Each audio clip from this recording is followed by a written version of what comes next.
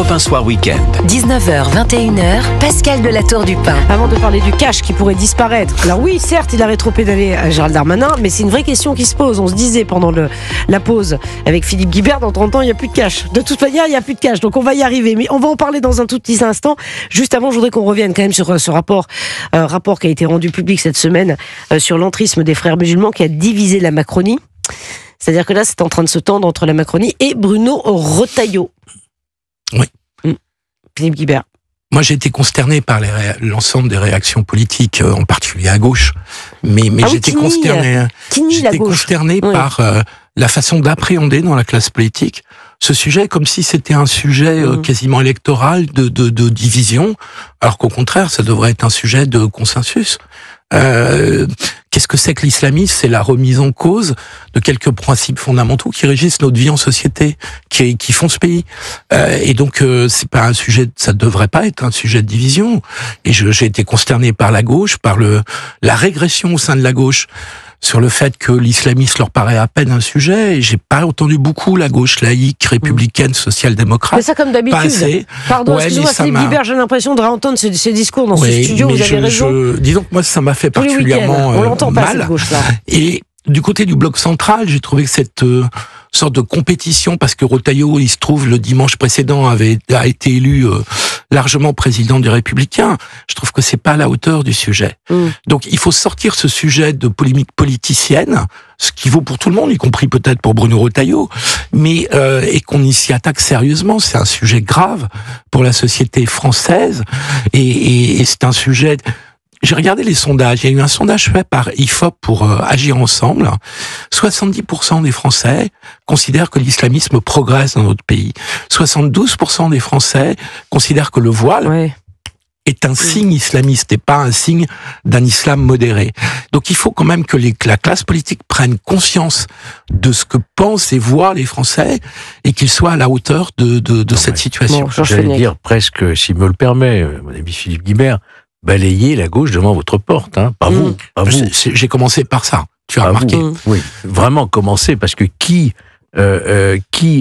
soutient ces courants sans les condamner, voire même en les soutenant directement dans des actions, dans des manifestations, dans des pseudo-islamophobies qui sont dénoncées à longueur de journée, dans des tweets absolument insupportables, encore hier avec Thomas Porte, etc. Oui, non, je crois que voilà, vous parlez de la classe politique. Moi, j'ai pas l'impression que Retailleau, Monsieur Bruno Retailleau, le ministre et maintenant président des Républicains, n'ait pas pris cette affaire au sérieux et à bras le corps, puisque c'est quand même par lui qu'on a appris l'existence déjà de ce rapport officiel. Qui avait été commandé par son prédécesseur, oui, mais on ne savait pas que les conclusions avaient été rendues, que c'était sur le bureau du président de la République depuis le mois d'août et qu'il n'en avait pas parlé, ce qui a entraîné... C'est un sujet qui gêne, franchement, Georges Fenech. C'est un sujet qui gêne. Qui dérange peut-être. Il y a beaucoup d'implications. Mais il y a beaucoup d'implications, mais on le savait. Ce que je disais à Henri Hénaud, encore une fois, je reviens là-dessus, on a laissé faire, tout le monde savait.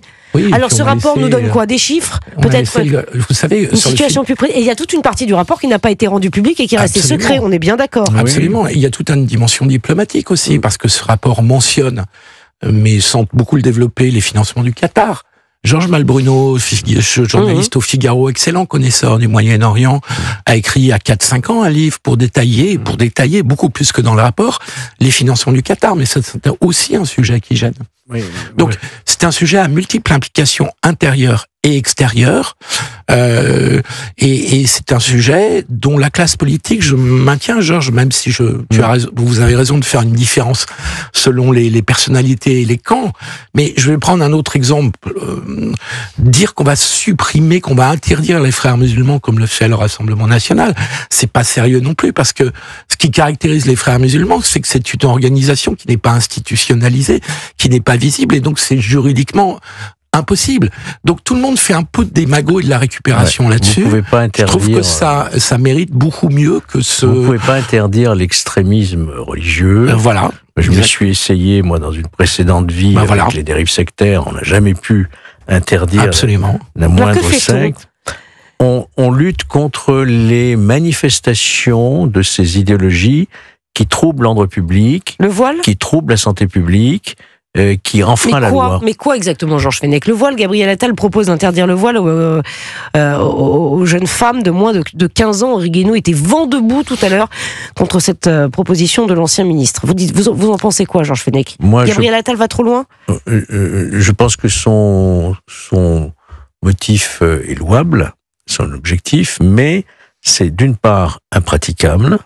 Vous imaginez une police du vêtement dans la rue, des policiers dire à des jeunes filles: quel âge avez-vous? Votre pièce d'identité? Mais non, mais j'ai 15 ans et demi.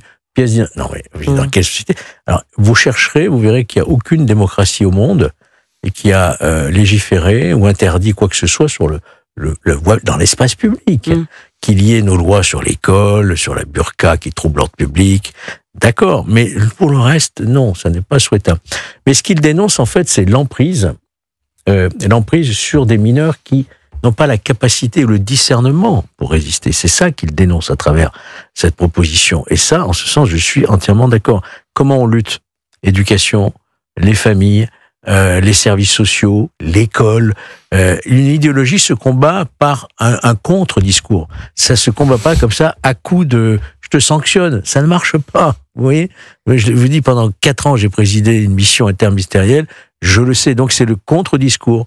C'est vraiment la vigilance des élus, des services sociaux, des magistrats, des éducateurs, de tout le corps social pour empêcher l'infiltration de ce courant idéologique qui est contraire à nos valeurs. Mais vous avez tout à fait raison, Georges Fenech, parce que c'est pas un peu tard. Alors le nombre aujourd'hui. C'est pas un peu tard, pardon. C'est jamais trop tard. Non mais d'accord, Philippe Guibert, mais on a laissé faire, mais depuis combien de temps, les frères musulmans? 10 ans, 20 ans, vous savez, 30 ans, Philippe Guibert? Si on parle depuis une bonne trentaine d'années. Vous vous rendez compte, 30 ans? Mais vous voyez, la loi sur l'interdiction des signes ostentatoires religieux et autres à l'école, c'est une loi qui date de 2004 et donc qui a 21 ans. Vous voyez que les gouvernements successifs n'ont pas toujours été inactifs. Comme le dit Georges, il y a quand même une limite à tout ça. C'est que effectivement, on peut pas interdire parce que ça va complètement à l'encontre de nos principes et que ça posera des problèmes pratiques, comme vous l'avez indiqué, qui sont assez insurmontables. Maintenant, le contre-discours ne suffit pas non plus. Il est indispensable, Georges. Mais il faut que ce contre-discours, il s'incarne dans des institutions, dans des procédures, qui soient pas simplement de belles idées en l'air. C'est pas simplement un combat d'idées, c'est l'enjeu de l'école est absolument fondamental. L'école publique a été conçue pour émanciper les élèves, parfois de leur propre milieu familial. C'était une des grandes ambitions des Républicains de la Troisième République. Et ils y sont parvenus à l'époque. Et nous n'avons perdu cette ambition. Il y a eu une première étape quand même en 2021 qui n'était pas inintéressante. C'était la loi séparatisme. Qui était voulue par le président Macron. Il faut rendre à César. Bien sûr, vous avez raison de le préciser. Qui était le consécutif à son très bon discours des Mureaux. Vous vous souvenez? Donc là, vous voyez, les contrôles des écoles, du financement des associations, la fin des imams détachés, les formations en France, tout cela, évidemment, va dans le bon sens. Et je crois qu'aujourd'hui, c'est l'acte 2 qu'il faudrait soumettre à l'Assemblée nationale, sauf qu'il n'y a pas de majorité aujourd'hui. Il n'y a pas de majorité, et l'acte 2, il faut savoir sur quoi il doit porter. Il me semble qu'il y a 2 sujets majeurs. L'école, vous l'avez cité, et les réseaux sociaux. Les réseaux sociaux, c'est-à-dire que on n'a pas simplement un problème d'imams détachés, comme vous le disiez à l'instant. On a un problème, c'est que le sunnisme n'a pas de clergé, et donc beaucoup peuvent s'improviser imams et le devenir sur les réseaux sociaux. J'en parlais. Et les influenceurs. Non, mais c'est important. L'école, c'est une chose, mais c'est ça sur les réseaux sociaux que ça se passe. Quand on voit des gamines, effectivement, inciter d'autres gamines à porter le voile. Moi, c'est extrêmement choquant. Vous faites quoi? Et c'est extrêmement. Vous avez vu à l'école, on a interdit à l'école. Dès la sortie, dès que la sonnerie, elles sortent de l'école, elles remettent le voile. Non mais bien sûr, Georges. Mais parce que c'est les réseaux sociaux en fait. L'école, bien sûr, l'école. Voilà. Bien sûr, mais les réseaux sociaux sont le sujet peut-être majeur aujourd'hui, parce que c'est le réseau de diffusion des influenceurs islamistes, pas simplement frères musulmans. Pourquoi vous embêtez avec l'école? Enfin, je vois même pas. Les réseaux sociaux font le travail tout seuls. Ils s'infiltrent dans les maisons. Mais l'école, il y a quand même ils s'infiltrent dans les cours de récréation. Vous avez raison. Moi, je pense aussi là-dessus. Mais là aussi, c'est très difficile à contrôler, les réseaux sociaux, TikTok, puisque quand même les moins de 16-17 ans sont principalement sur TikTok, c'est des vidéos de 30 secondes. On peut contrôler, par contre, on peut contrôler le sport. Parce que dans le sport, il y a vraiment une offensive. Vous avez raison. Notamment les sports de combat, le football, par exemple. Bien sûr. Il y a une offensive. Là, on peut légiférer. Voyez-vous, là, il y a une loi, je crois, qui est en cours. Oui, mais c'est pas suffisant. On peut aller, notamment pour les clubs privés, on peut aller beaucoup plus loin. On peut. Bon. Mais en tout cas, le grand enjeu, on sera tous d'accord là-dessus, c'est les réseaux sociaux. C'est aujourd'hui le principal moyen de diffusion. Oui. Vous savez, il y a qu'une vingtaine de % des musulmans français, enfin des musulmans habitants en France, ils sont pas tous français, qui fréquentent une mosquée. Donc le sujet des mosquées, qui fréquentent régulièrement une mosquée. Donc le sujet des mosquées est important et le sujet des imams dont vous parliez est important, mais le principal moyen de diffusion c'est bien les réseaux sociaux.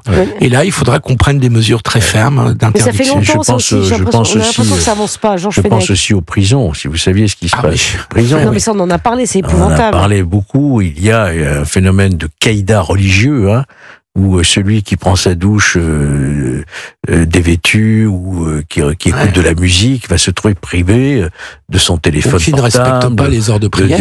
Voilà, dans l'intérieur des prisons, il y a un caïda religieux qui est terrible, faut le savoir. Donc vous voyez, dans tous ces lieux fermés qui sont identifiables, il faut mener des actions très fortes. L'État doit être très présent. Bon. Et pour l'instant, on a un déficit d'autorité. Mais on en a parlé, je crois, le week-end dernier, effectivement, de l'État. Voilà, la faiblesse de l'État. On a un déficit d'autorité, mais aussi on est face à des difficultés.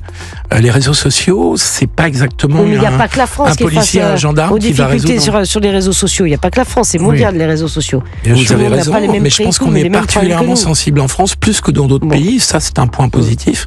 Parce que dans beaucoup d'autres pays, la lutte contre l'islamisme est moins portée. On pense à la Belgique, on pense peut-être à la Grande-Bretagne parfois. On voit le résultat. Et on voit le résultat. En France, au moins, il y a une prise de conscience dans l'opinion publique. Tiens, Manuel Valls qui dit que l'islamisme doit être une priorité pour la présidentielle de 2027.